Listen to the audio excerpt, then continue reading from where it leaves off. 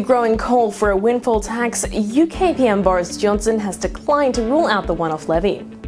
Supporters of the tax are arguing that oil giants have been making tremendous profits lately, and thus they should be giving away a share of their profits to reduce the burden on UK households. But is it that simple? Let's take a look. Sometimes a sector may make massive profits due to external factors for which it is in no way responsible.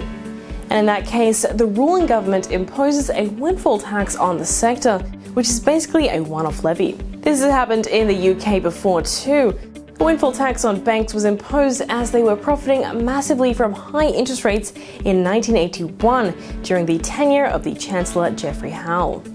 And as energy bills have been surging, Labour is in support of a one-year-long windfall tax, as it would ease the pressure on households by raising around £1.2 billion to fund the discounts on the energy bills.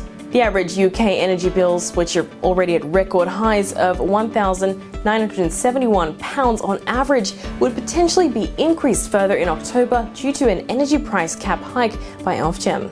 The price cap could go on to around £2,400 on average, which would only add to the burden of struggling UK households, making it difficult for them to afford food and even fuel.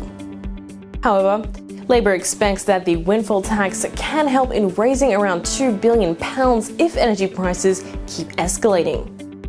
An additional levy of 10% has been suggested by Labour on the Boris Johnson government's corporation tax, which is levied on the firms that generate their profits from North Sea drilling. Now, the cost of living crisis has been spiralling in the UK, and households are facing the brunt of soaring energy prices. If the £2 billion is actually raised through windfall tax, the Johnson government will get some firepower to support millions of households dealing with soaring inflation levels and falling wages. Although PM Johnson isn't in support of the tax itself, and he has been arguing that the levy would push businesses to give up on other investments in domestic energy projects.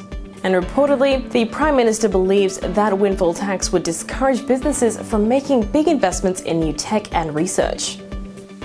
Oil giants like BP and Shell are on the radar of the government due to declaring significantly huge quarterly profits.